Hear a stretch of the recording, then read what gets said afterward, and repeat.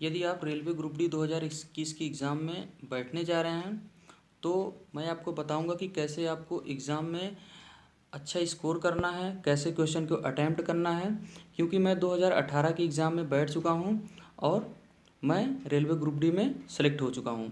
तो मैं कैसे एग्ज़ाम में सेलेक्ट हुआ या मैंने कैसे एग्ज़ाम को दिया, क्वेश्चन को कैसे अटैम्प्ट किया और मेरी स्ट्रेटजी कैसे रही और मैंने कैसे पढ़ाई की, मैं उसको आप लोगों को बताता हूँ।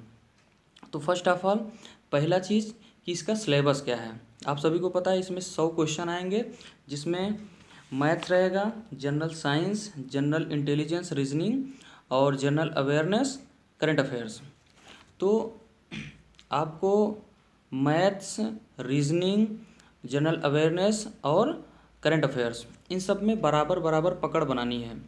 तो जैसे किसी का मैथ्स अच्छा होता है, किसी का जनरल अवेयरनेस है, स्टैटिक जीके, करंट अच्छा होता है, तो वो एक अलग की बात है। तो अटैम्प्ट कैसे करना है वो चीज़ सुनिए। जैसे आप एग्ज़ाम हॉल में गए, एग्ज़ाम जैसे आपका स्टार्ट हुआ, तो सबसे पहले आप ये कि 90 मिनट के एग्ज़ाम में आपको 100 क्वेश्चन कैसे अटैम्प्ट करने हैं। तो कुछ लोग होते हैं कि जो स्टार्टिंग से ही क्वेश्चन सॉल्व करना स्टार्ट कर देते हैं, वो सबसे गलत तरीका है।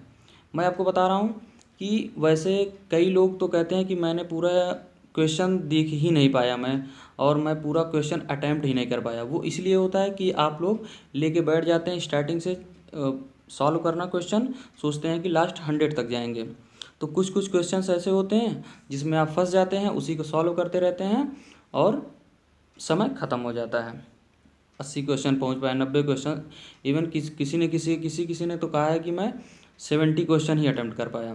तो इसीलिए होता है कि आप एक तरफ से क्वेश्चन सॉल्व करने में लग जाते हैं। तो अटैम्प्ट कैसे करना है, क्वेश्चन को सॉल्व कैसे करना है, मैं बताता हूँ।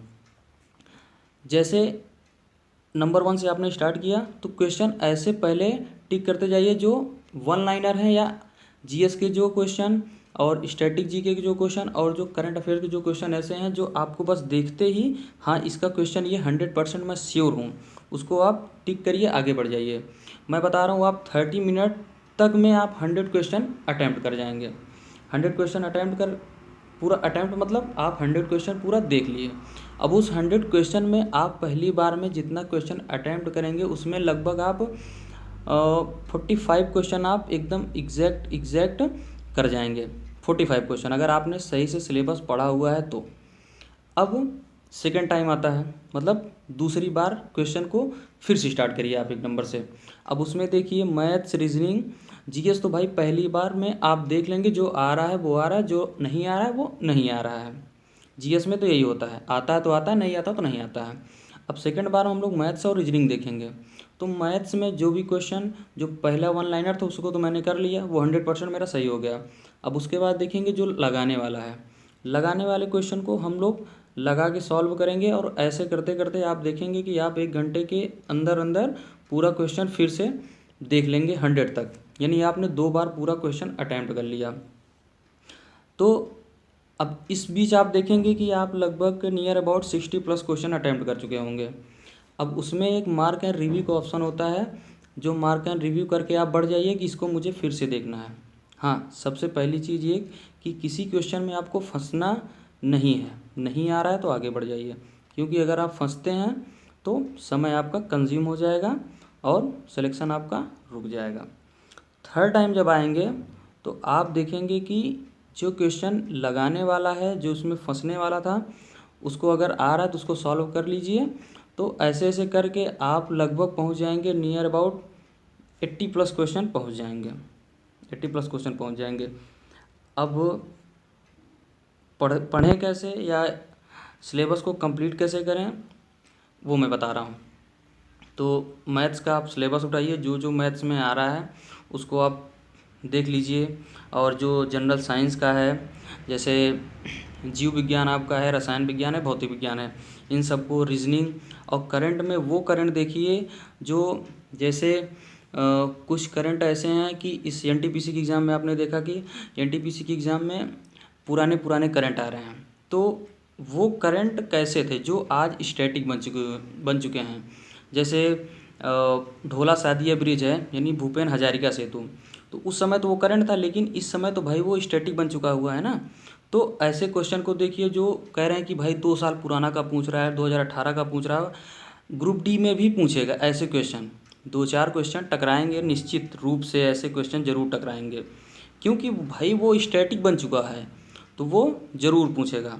तो ऐसे क्वेश्चन भी आप देखिए। अब रही बात जनरल साइंस की, तो जनरल साइंस में डी का एग्ज़ाम है, तो इसमें मात्रक पूछ लेगा, विटामिन्स वगैरह ये सब आपको ज़बान पे रटे होने चाहिए, और रासायनिक नाम वगैरह ये सब। और मैथ्स में ज़्यादातर क्वेश्चन तो CISI से उठाएगा, और वर्क एंड टाइम। सबसे बड़ी चीज़ नंबर सिस्टम अच्छे तरीके से पढ़िए, क्योंकि इसमें से काफ़ी क्वेश्चन आते हैं। LCM SCF से मेरे वाले में क्वेश्चन आया था। और रही बात इसमें कि कितने नंबर पर आपका सिलेक्शन होगा, सबसे बड़ी चीज़, अगर आपको अच्छी पोस्ट चाहिए तो आपका रॉ मार्क 70+ होना चाहिए। इस बार वैकेंसी ज़्यादा है, 1 लाख प्लस है, 1,03,000 समथिंग है, तो पोस्ट ज़्यादा है, तो हो सकता है मेरिट कम जाए, लेकिन अपनी आप तैयारी एक अच्छे पोस्ट के लिए, पॉइंट्समैन हुआ और आपका सिग्नल हुआ, CNW हुआ, इन सब के लिए आपको अच्छे नंबर थोड़ा आने चाहिए, तो तब जाके ये सब पोस्टें मिल पाएंगी।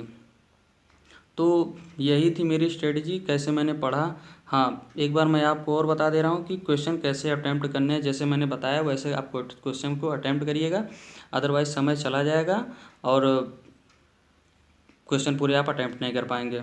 और जैसे कि पता है कि भाई वैकेंसीज बहुत कम अब आ रही हैं, तो इस बार ही सिलेक्शन सुनिश्चित कर लीजिए कि भाई एक पोस्ट मिल जाए, कोई भी पोस्ट हो, और बाकी आगे पढ़ते रहिए, देखते रहिए।